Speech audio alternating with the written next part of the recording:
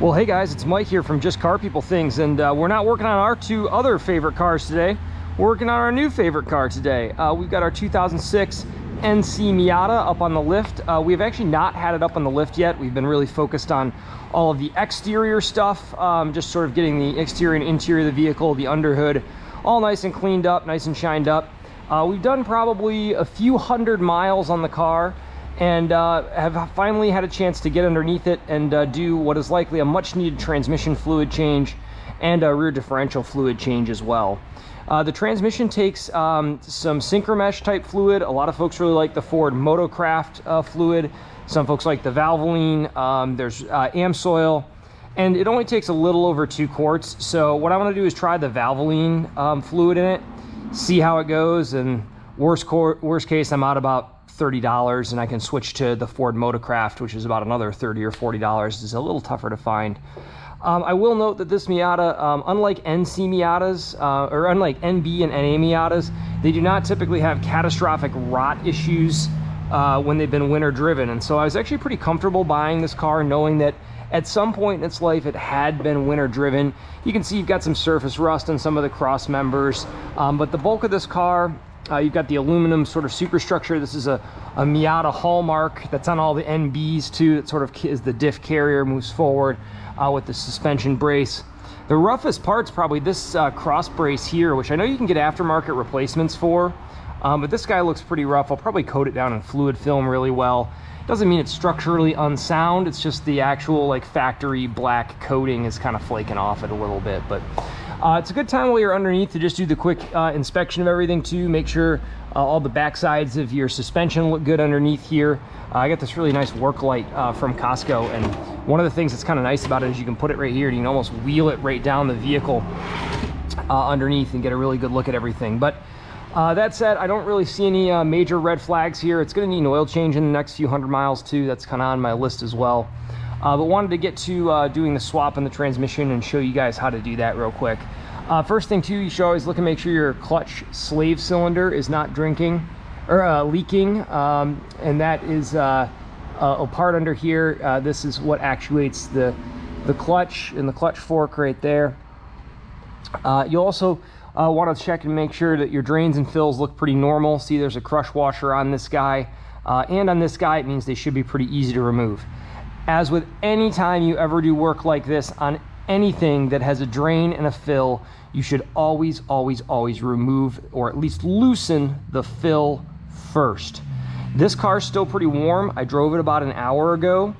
Something to be aware of is that this fluid is very liquid-like. It is, when it's hot, it's almost like water. And so one thing I would suggest is I would crack this guy loose and make sure that it spins. But if the transmission is hot or warm, I would then leave it torque shut and then open it here, and that will prevent that air getting in there to replace, and it will slow the rate the fluid comes out of here, because otherwise you're gonna end up wearing it. Might still end up wearing it anyways.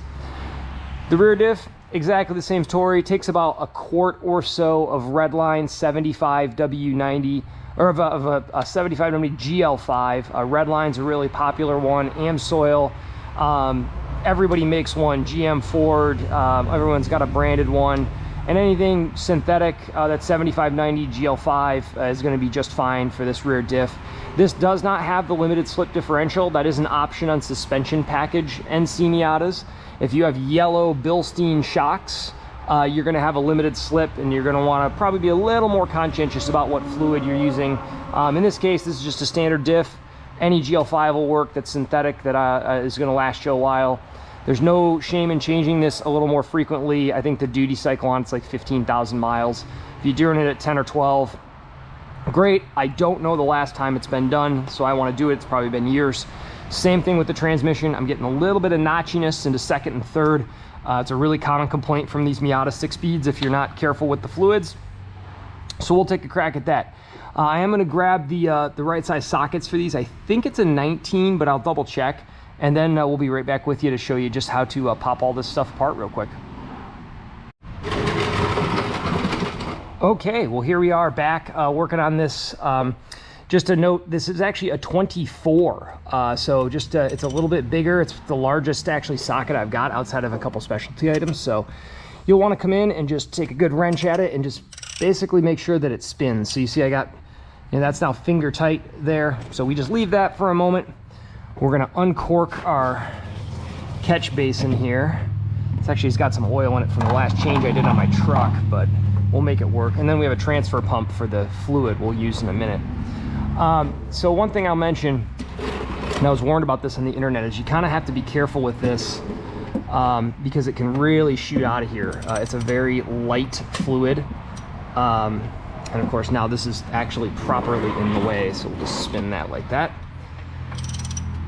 So we'll just pull back towards us, give it a good wrench. See, oh, did we break it loose or was that me? I think I broke, okay, we did break it loose. So, and my finger, ow, story of my life. Of course I do that on camera.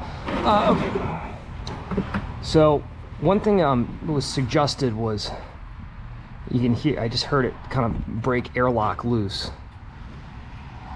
One thing that was kind of suggested to me was you actually want to take this up even at an angle and get it really close, provided you can hold it all. I should have drained this. Well, you know what? Let's just prepare ourselves for being idiots here and see what this looks like when it comes out. It's just about to that breakover point. Okay, so that's not too bad. Oh yeah, this fluid could use a little love. You can see here. We'll pull that, we'll set that right there. And now we can go up. If you want to let a little air in, so you're not getting dripped on here, because this will kind of lap at you a little bit. See, there goes more laminar flow. See how fast that shot out of there with with that off? Yeah, you definitely don't want to end up wearing it, and so that's the way to go. It's only about 2 quarts or so, but yeah, look at this. This is, you can tell this probably hasn't been done in some years. This is all sludge on the actual drain plug. This is magnetic here, so we'll let that just drain out here over the course of the next minute or so. I'm going to grab just a grease rag right here, something I should have probably done in the first place, but that's how it goes. And we'll just wait for that to drain out. We'll clean this off. This is all probably little bits of synchro and transmission. As long as you don't see anything really scary in here, this is fine. This is actually pretty normal. It's a little more than I'd like, but you don't see any big flakes of metal or anything like that. Anything super shiny, anything super fresh. That always makes me nervous when I see that. So, plug looks good itself. Doesn't appear to have ever been cross-threaded or anything like that. Crush washer looks like it was pretty thoroughly on there. I think I've got some spare crush washers. If not, we'll at least flip it over. If it wants to come off at all, we'll see how that goes. So, all right, cool. Fumbled. Hey, I got the crush washer off. Cool. All right, let's get that guy, take that guy, give that guy a good wipe down too. Nowhere near as much junk on that one. Obviously, you see this looks like a Rorschach test on here. All right, and then throw that, get that back on. If I reuse them, I'll usually throw them on the opposite direction. Probably going to hell for that. Probably going to get yelled at by you guys in the comments, but I don't think it's that big of a deal. You're not putting the torque of God on these, and genuinely, if you're just being careful, usually it's not that big of a deal. I might have a spare in this size though. This one, I don't know if this one wants to come off. I almost have to like thread this guy off. We might need to work on that a little bit, but we're getting close to the bottom of the drain here. I'm not one of those people who thinks like you need to flush it, you know, like put fluid in and let it drain out. I'll do it on a really dirty rear diff, but I think in this scenario it doesn't matter too much. I'm gonna grab the fluid and get a appropriate crush washer for this, and go from there, and be right back with you guys as this just finishes dripping. Okay, back with you, just torquing this drain plug down. I'm not gonna put the torque of God on this or anything. I just want it kind of snug. I'll come back with a torque wrench later, look the spec up and get it nailed down. But now comes the fun part of capping off our big vat of grossness here. Somebody's got to do it, right? There we go. For the interest of filming today, I'm actually running the car probably a stop higher on the lift than I normally would.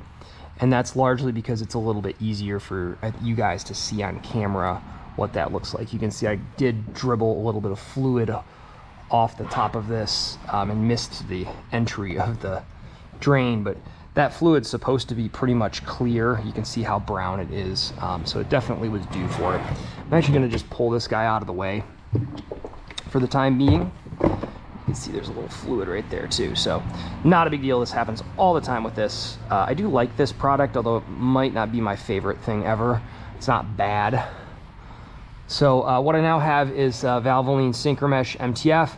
It's recommended for GM and Chrysler transmissions. There's also a lot of other vehicles out there that are compatible with that. The Ford Motorcraft fluid is very, very similar. And now comes the fun part of remembering which end of this actually sucks.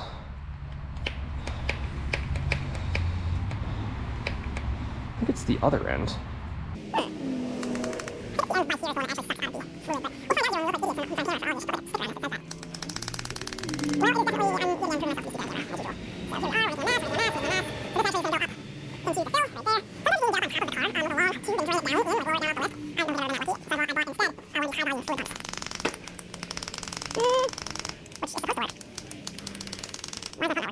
Did I do something wrong?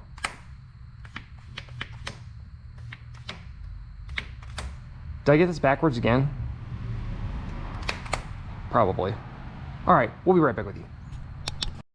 All right, well, as usual, I had it right the first time. This top end is the end that sucks out of the container, and you can see this is filling with fluid and expelling it into the transmission, which is what I wanted.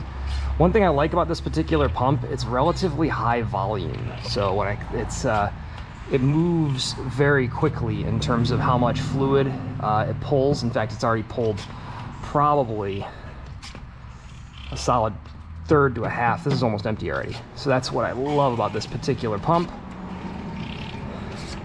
It's gonna make a bunch of gross noises and sound like it's been at Taco Bell lately. And sometimes this is like when you want a buddy here for this. And you can actually like really make sure that's right down at the bottom. And just, okay, so we're pretty much done with that guy. So I'll often leave that sitting there just like that because that one's empty, and I'll open the next one. If you want to make life easy, transferring from one to the next is actually the fastest and easiest way to do this. So what you'll do is just pull that guy right out of there. It's going to be kind of gross and drippy, but if you slot it right into the next one, you're good to go. And there is going to be a little bit of fluid left in this, probably an ounce or two. So don't hesitate if you're short on fluid or you only bought 2 and you should have bought 3 or something like that. Dump that into the next guy as it starts to get consumed up here. But I usually just like to kind of wipe my hands down halfway through this process. And you can see this will fill up with fluid right here. And we'll just keep sucking here till this thing's empty. Should go pretty quick.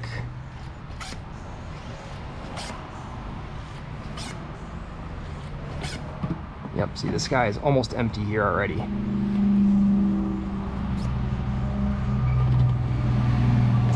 Sometimes I'll even just like loop this through the finger, just hold it right there. It's the easiest way to do this. You can make sure that's stuffed right down to the corner, so you're really getting that last bit of fluid out of there. Now this is supposed to take 2.2 quarts. We are now 2 full quarts in, maybe a shade under. And I'm ignoring my advice earlier to open the next one next, but we'll do that real quick. So we can open this guy, pop that off, and you're gonna end up pouring a bunch on the floor like I did there. So just use your rag when you're done to pop that all off. One of the other hard things about this is as your fingers get soaked in this garbage is that you can never get these tabs off on the top here. So it's not for lack of trying, but there we go. When your hands are soaked in very slippery transmission fluid, that is how that goes sometimes. So we'll just slot that guy out of there and come right over here. And we'll see, just to put it in perspective about how much fluid's left in here, I can just show you real quick. But if you upend this, There's probably like an ounce left in there, so don't panic if you're, you know, I always tell folks, make sure you you buy a little extra. It's always better to have an extra one of these than to not have an extra one of these. But those can just get pitched. So we'll come through here and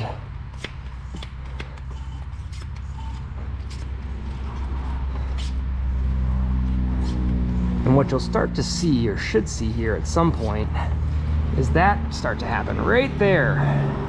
So you see this is flowing over right here, and that's fine. You can just throw your rag right there and catch it. And you'll probably get a lot out when you do this, like a lot. And so what I like to do is just quickly stuff that back on there. So it's probably a little over full, but that's not the end of the world. Okay, and you can just snug that up finger tight. And what you can do while you let that hang for a second is you can take this guy, pull this one out of this end. There's still a fair amount of fluid left inside of this container. You can see it's just pouring out here. So what I like to do is take the other end and then finish expelling all that back into there. So that's going to take all that was in here,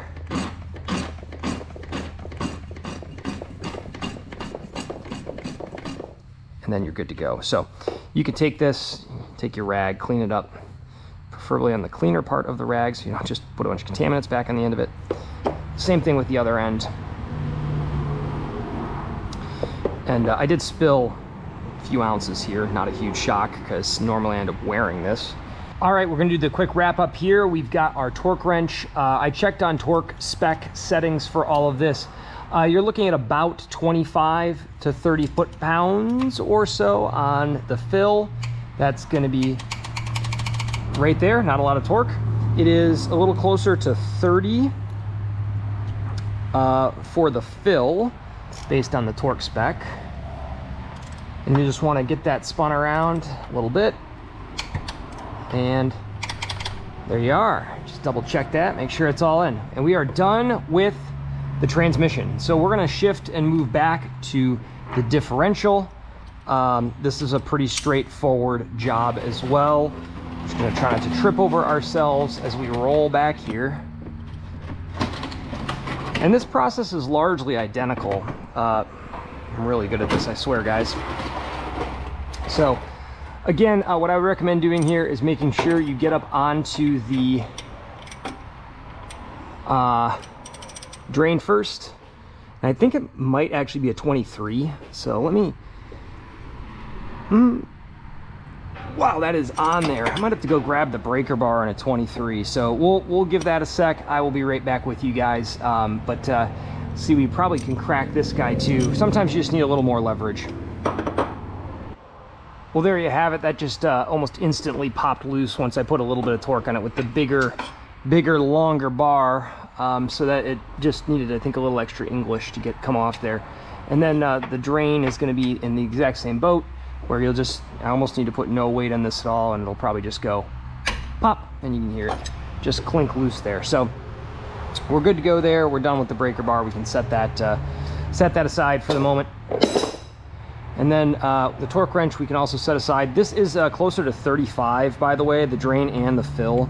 So we'll take your torque wrench and of course spin it about another 35 on here for when we come back later to torque these guys down. So with that, we're actually probably done with this guy too. We're gonna wanna grab our drain pan, bring it on back up here. And this one, 7590 fluid is a lot thicker. This is thicker than motor oil. And I just realized I popped these loose, but that one on top is still a little tight. So I'll just throw this guy back on here. These shouldn't have enough torque in them. So I found out this is actually a 23mm bolt. And I just committed a horrible sin by using a 24 to open it. Now that's like a 32nd of an inch. So it doesn't matter too much. But if that was being really resistant and there was almost no other way to get it off, what I would recommend to you guys is make sure you actually get a 23mm socket, because catastrophe follows any situation in which you try to force a bolt onto something. So we'll pop this guy off on top. And you can see you got a little bit of the garbage on this guy, but this is not typically magnetic.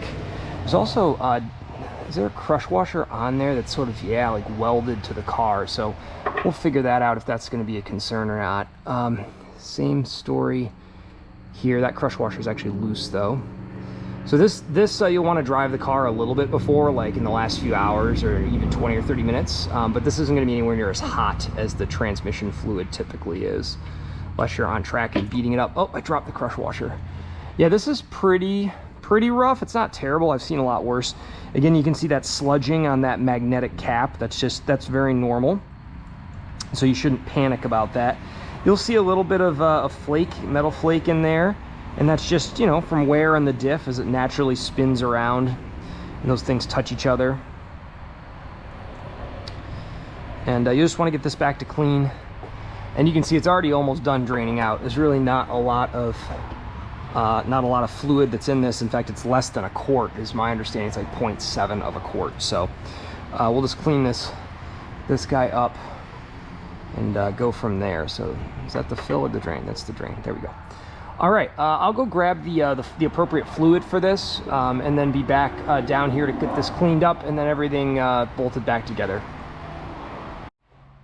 Okay, folks, we're back here. I've got some 7590 synthetic oil. I've got probably about almost a quart left of this. I had it from another job, and I realized I don't have any extra, but I do have also some 7590 GL5 LS Dexron gear oil that actually is for the Camaro for my 1LE.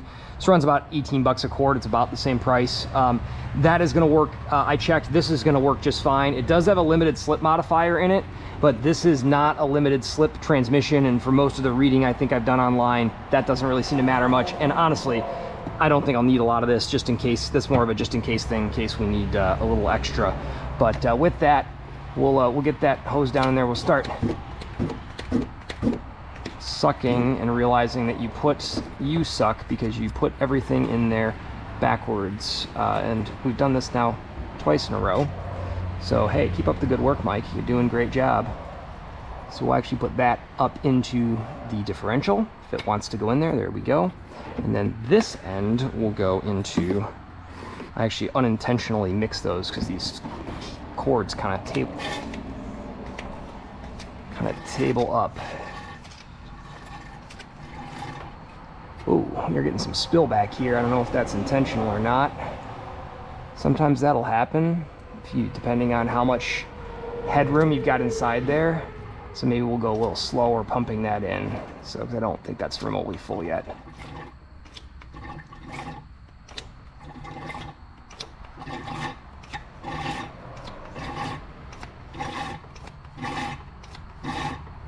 So let's check this right now and see where we're at on diff fill.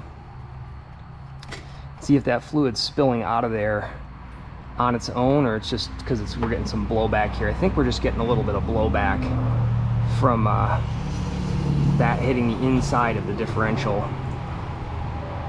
So let me take a quick look here how much of this we've got left. Actually, we've got a fair amount of this left, so I don't think we used quite as much as I hoped here. What I want to do is I'm actually going to take that and I'm going to tip that, so that now is in a position that it's going to get all that fluid that's remaining in there and suck it out. So you got to do this sort of stuff sometimes just to get through that last little bit of fluid.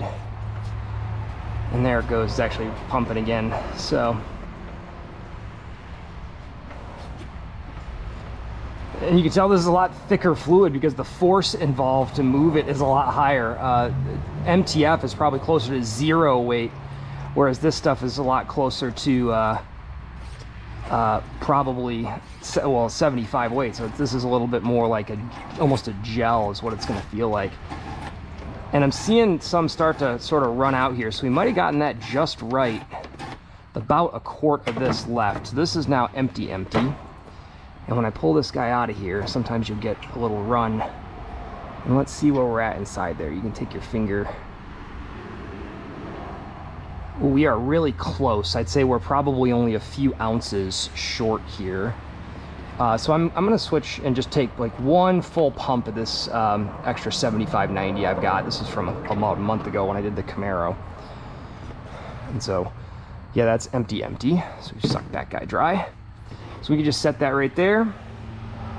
And if you need to, you can sometimes like get your little finger into the diff, and that will let you sort of feel like, okay, where am I at in that level? You can sort of tell when you're inside it or not. But I have to imagine that a couple pumps of this is probably going to do it. Yep, there it goes right there. So you can see it's now fully spilling out. And what I always like to do, got our crush washer here. Always like to do is pop that out, and then kind of as quick as you can get up there with the plug and stuff that in there. So we're not having much success at the moment at being fast at this, but there we go. Cool. Yeah, you don't want to just, you know, you're always better off having just a few ounces extra fluid in there. It's kind of designed to be able to do that. And we only used probably about 4 or 5 ounces of this this GM fluid, so we're going to leave that in there so I don't end up just continuing to wear this. You can actually stick both ends of that into there, make it stand up, and then it'll actually drain pretty nicely there. So we lost probably a few ounces, maybe an ounce or two there to that, but all you got to do is now come up here and just wipe everything down good. So we're going to jump to our torque wrench real quick, and we're set to righty-tighty here. Get this guy out of the way, and sometimes you got to snake it up in there to get it to fit. A couple turns to really snug, and because this is so low torque, there we go. And let's check one more time. There we go. That guy's good. And a couple more turns here. There we go, and check, and we are tight. That's it, folks. That's the job. We have done a full transmission fluid change here. We're only wearing a little bit of it on the ground, which is pretty normal. We've also done a full differential fluid change, and this is a good opportunity to take your used rag and just kind of mop up here on the floor. Make sure you don't have a slipping hazard forever. And of course, dispose of the old oil appropriately. Go through, we'll do a quick test drive here in a few minutes.